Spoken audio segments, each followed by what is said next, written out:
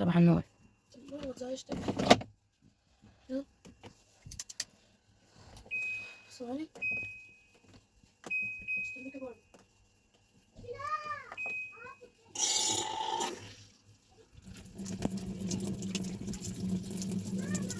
عايز ايه؟ انا اكلمك. عايز ايه من ماما؟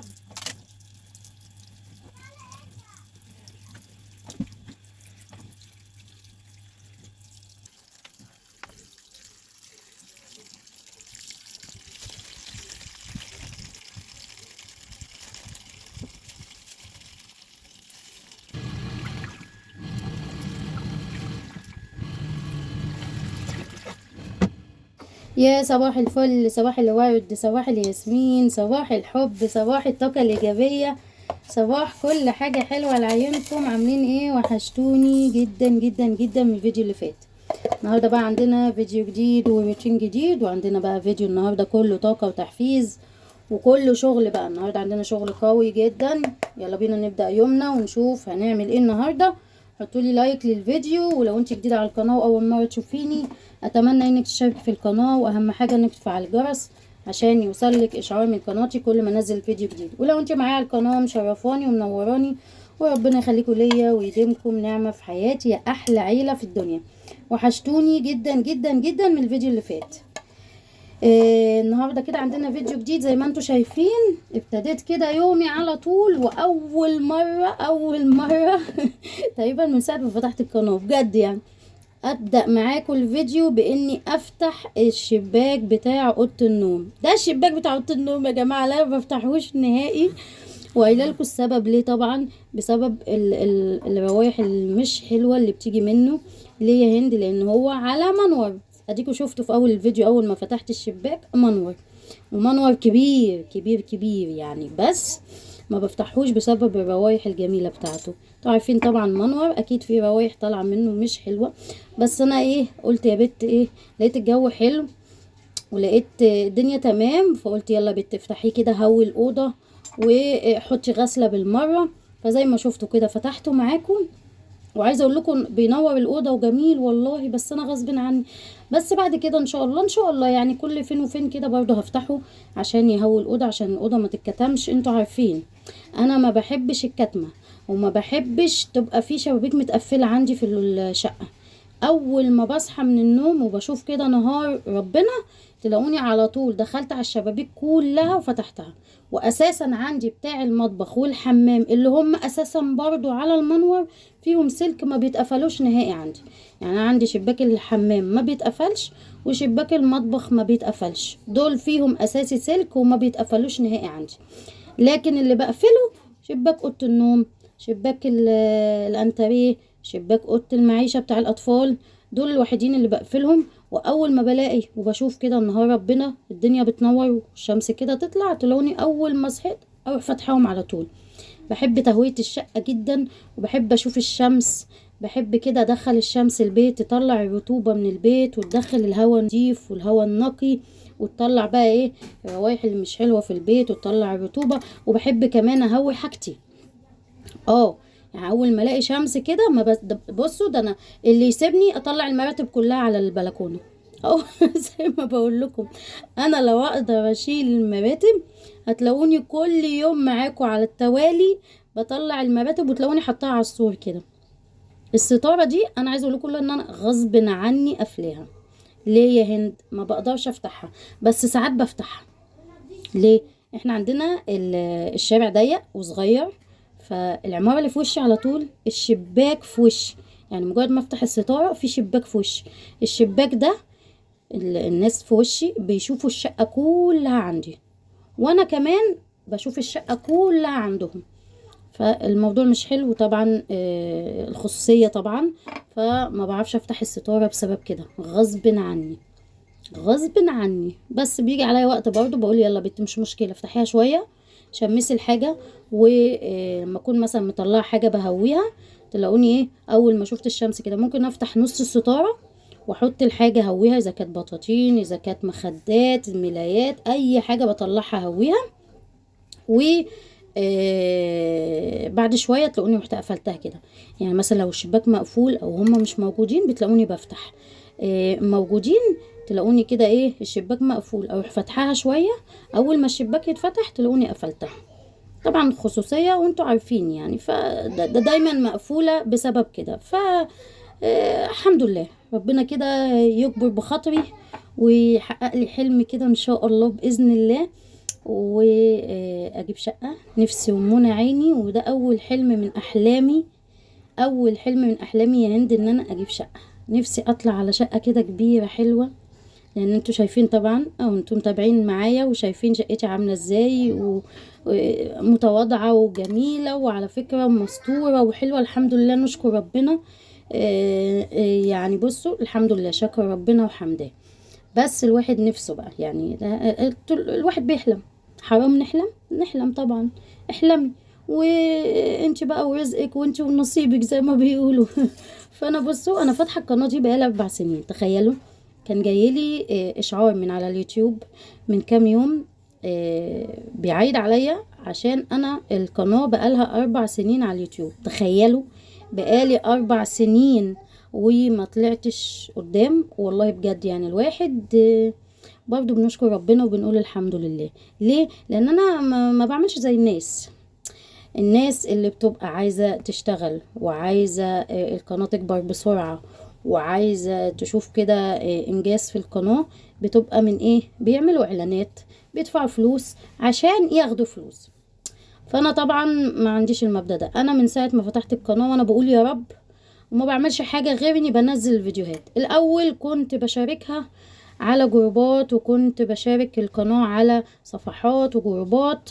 دلوقتي والله ولا بشارك على جروبات ولا بشارك على صفحات، وكل اللي بعمله ان انا بنزل الفيديو وزي ما بيجي بقى وزي ما بيجيب مشاهدات وزي ما بيعوز ربنا بيكون. كل واحد بياخد رزقه، فانا سايباه على ربنا. يمكن بص انا بقالي 4 سنين اهو بقول نفس الكلمه. يمكن يجي فيديو يضرب يكبر لي القناه، يمكن. فالواحد عنده امل في ربنا، وهفضل عندي امل لحد ما الاقي القناه دي في حته تانية.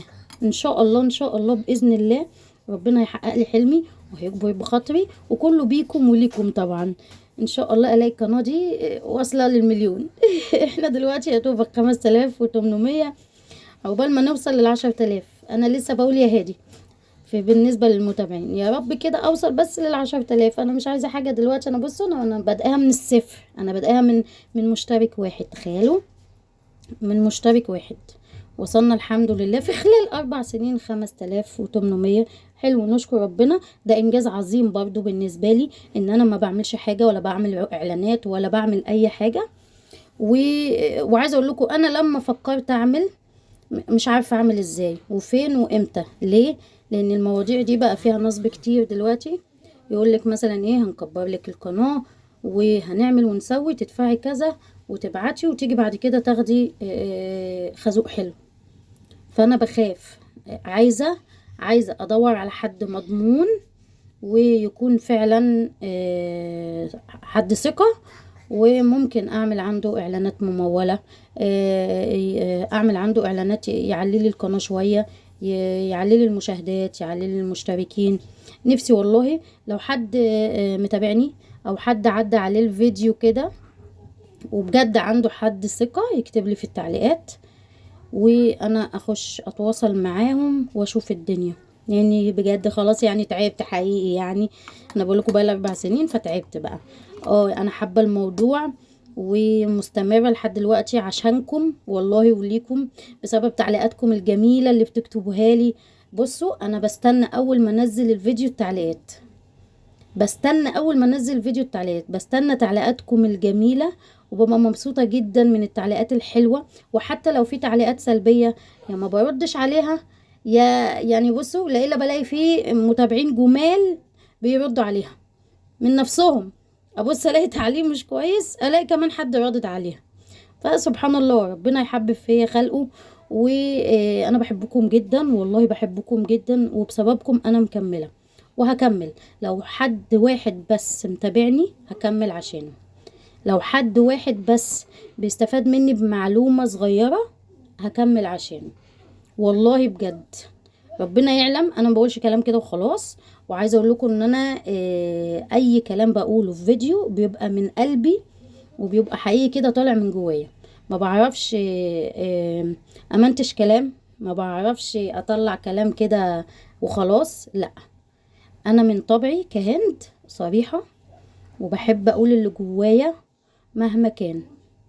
مهما كان بحب اقول اللي جوايا، اذا كان بقى للمتابعين الجمال الحلوين او للمتابعين اللي مش حلوين، اذا كان ده او ده، برضو انا مبسوطة بيكم وبحبكم. وطبعا اي حد لازم يبقى يلاقي اللي بيحبه ويلاقي اللي ما بيحبهوش. مش كل الناس مش يعني انا مش هلاقي كل الناس بتحبني، ده طبيعي. يعني اي حد كده هتلاقي الحلو وهتلاقي الوحش، وهتلاقي اللي بيتريق عليكي، وهتلاقي اللي بيقولك لا ده انت بتتعبي فعلا، هتلاقي اللي بيقولك ايه اللي هي بتعمله ده، وهتلاقي ناس كتير بتتحفز وبتستنى فيديوهاتك عشان تنزليها، ودي حقيقة. فالحمد لله، نشكر ربنا نشكر ربنا على اللي انا فيه. الحمد لله، اشكرك يا رب. انا مبسوطة باللي انا فيه ومكملة، وان شاء الله هكمل، وان شاء الله القناة هتكبر، وعندي امل في ربنا، وان شاء الله حلمي يتحقق، وكله هشاركه معاكم. مفيش حاجة فيكي يا هند هتعمليها غير لما هشاركها معاكم. انا بحب اشارك معاكم كل حاجة. الناس اللي بتقولي، في حد كان كاتب لي تعليق بيقول لي يا هند روحي البحر او روحي بسين وصوري ونزلي لنا. جماعة وحياة ربنا انا لحد دلوقتي ولا رحت بحر ولا رحت بسين. شهر 6 اهو خلص وداخلين على شهر 7، ما خطيتش البحر، مع ان البحر اهو بيني وبينه ما كملش 10 دقايق ربع ساعة. عندي اهو بحرين اهو، بحر اهو. بس عايزة اقول لكم والله ما خطيته ولا اعرف شكله ايه، غير مره بس نزلت كده كنا بنجيبوا حاجه، وانا راجعه رجعت كده من على طريق البحر، وكنت بصور ساعتها شريط البحر كده وانا ماشيه عليه، حتى منزلاه ريلز على الصفحه عندي على اغنيه. فلا انا البحر ما خطيتوش، بس اوعدكم اول ما هنزل ولا هروح البحر هصور لكم من اول اليوم لحد اخره. اوعدكم، وانتوا عارفيني انا ما بخبيش حاجه عنكم. حتى لسه كنت قريب في اسبوع وصورته لكم ونزلته لكم كله بالتفصيل نزلته لكم. رحت الاسبوع ونزلته لكم. ما بحبش اخبي عليكم حاجه ابدا، واي حاجه بعملها، اي حاجه بشتريها، اي حاجه بجيبها، اي حاجه بعملها بشاركها معاكم على طول، اذا كان على القناه او على الفيس عندي. هنا بقى على فكره انا بعمل قهوه، اعمل لكم قهوه معايا، اعمل لكم فنجان قهوه معايا، بمنتج الفيديو. فقلت يا بنت اعملي فنجان قهوه كده وانت واقفه بتمنتجي الفيديو. وعايزه اقول لكم ان انا بمنتجه في المطبخ. اه والله زي ما بقول لكم، بعمل كده فنجان قهوه سريع، وهقعد اكمل لكم مونتاج الفيديو كده بقى ايه، على الكنبه بقى، على السرير، على اوضه الاطفال، المكان اللي ايه اللي هيريحني هقعد عليه. المهم عملت ايه يا هند في الفيديو من اوله كده لاخره؟ تعالى اقول لكم. ابتديت الفيديو زي ما شفتوا، حطينا غسله وغسلنا الغسيل ونشرناه مع بعضينا، ودخلت بقى على المطبخ هظبطه معاكم كله دلوقتي. بتعملي ايه يا هند؟ دخلت على المطبخ لقيته يقلب يعدل زي ما انتوا شايفين. اول حاجه عملت المواعين وخلصتها، خلصت من المواعين، وبعد ما خلصت من المواعين دخلت على البوتاجاز، لقيته محتاج فعلا ان هو يدعك ويتظبط. فروحت ماسكاه كده زي ما شفتوا، غسلته معاكم، وهنا بغسل العيون. والله العظيم زي ما بقول لكم، اللي خلالي العيون كده قشطه اهو، ايه هو؟ صابون الغسيل اللي انا عاملاه. اكيد الناس اللي مجرباه وعاملاه وعارفاه عارفه ان هو بيجيب من الاخر اهو. بصوا العين عامله ازاي اهي. ومجرد ما بدعكها بالاسبونشه ديت، الاسبونشه الناشفه ديت انا قلت لكم عليها كذا مره، انا جايبه منها 2 اهي. الاسبونشه دي احسن مليون مره من السلك. مع حته صابون مواعين من اللي انا عاملاه، اعمليه في البيت، هاتي طريقته من على قناه عندي منزلها في كذا فيديو على فكره، مش في فيديو واحد. وان شاء الله برضو هعمله خلال الاسبوع دوت، لان عندي كام صابونه باقيين خلاص، فعايزه اعمل تاني. ف هعمله معاكم قريب. فلو حد برضو ما شافش الطريقه في الفيديوهات اللي فاتت، ان شاء الله في فيديو هتلاقوه نازل عامله فيه الصابون قريب ان شاء الله. هعمله لان انا محتاجه فعلا، لانه فاضليش غير 2 من اللي انا عملتهم. عايزه اقول لكم انا بصوا ما بحبش اخلاه من البيت. بصوا العيون عامله ازاي، بقت بتنور اهي منه. ما بعملش حاجه، هي الاسبونشه الناشفه والصابون الغسيل. يا عم الحاج في ايه يا عم؟ واحد بيبيع صابون مش عارفه اتكلم منه ولا عارفه منتج الفيديو حلي، وانا بمنتج الفيديو يعدي يعني؟ ينفع كده؟ معلش. هنا بقى دعكت العيون ودعكت البوتاجاز وخليت الدنيا زي الفل اهو. اخر حاجه بقى هعملها معاكم الحوض. دعكت بقى الحوض اهو بالحنفيه. انا معوداكم وتعودي انت كمان في بيتك، اي مواعين تصبنيها بعد ما تخلصي خدي الحوض بتاعك دعكه، هتلاقيه بيلمع على طول وزي الفل. لكن هتخلصي مواعين وتشطفي وتقفلي هتلاقيه صفر منك وسود، والصفار والسواد ده مهما عملتي ومهما سويتي مش هيطلع. لكن لو ايدك فيه على طول كده زي ما انا عامله هتلاقيه زي الفل معاكي.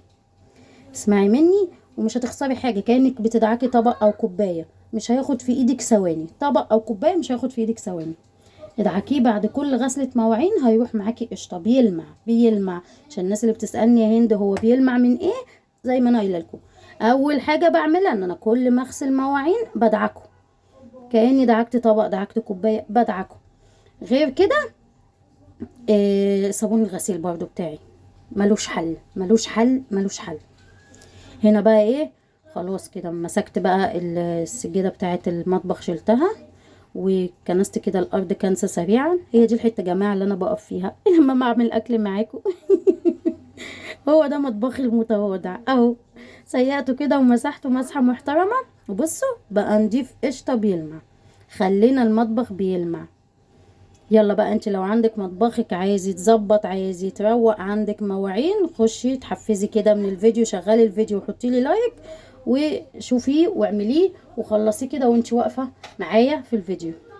هنا بقى الناس اللي بتقول لي يا هند اعمل لنا حاجه صيامي، تعالوا بقى النهارده هنعمل كام اكله كده صيامي حلوين. ايه اللي بتعمليه ده يا هند؟ العدس.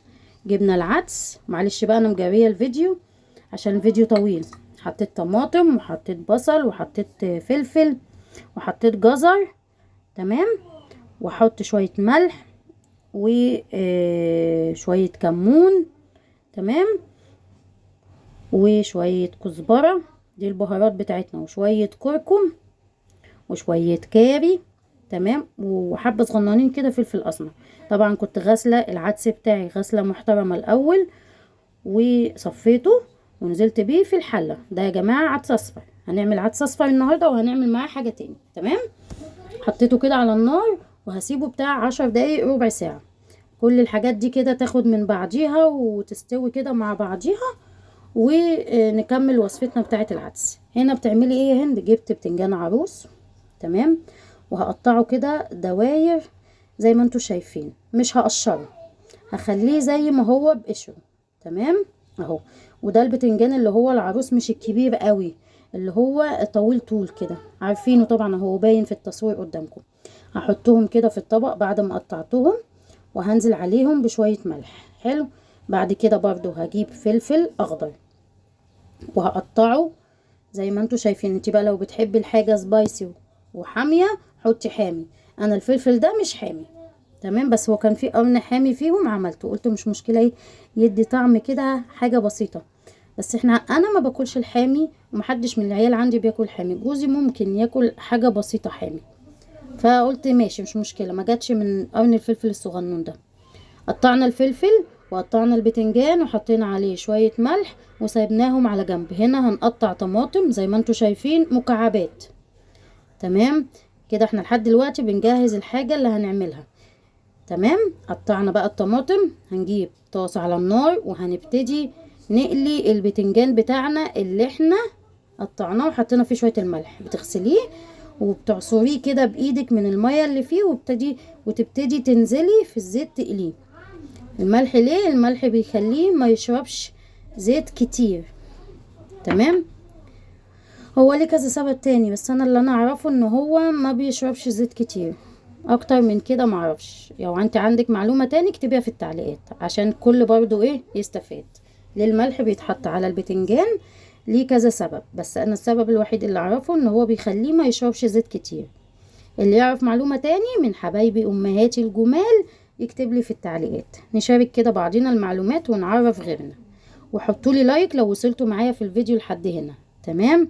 هنا بقى ايه، قليت البتنجان الجميل بتاعنا، هطلعه كده وزي ما شفتوا بحطه على ورقة او على منديل عشان نصفي برضو الزيت اللي فيه. حلو حلو. تعالوا بقى ايه العدس هنا خلاص استوى اهو، بصوا شايفين شكله استوى خلاص.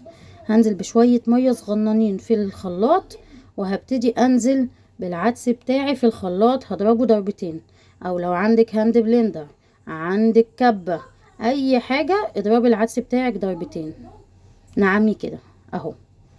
هنزل بيه تاني في الحلة بتاعتي واخد دول كده بشوية مية. تعالوا بقى نعمل الخلطة بتاعت البتنجان الجميل بتاعنا. حطينا معلقة توم مفروم، ملح، فلفل اسمر، كمون، كركم، كاري، كزبرة، تمام، البهارات الجميلة بتاعتنا، وبابريكا.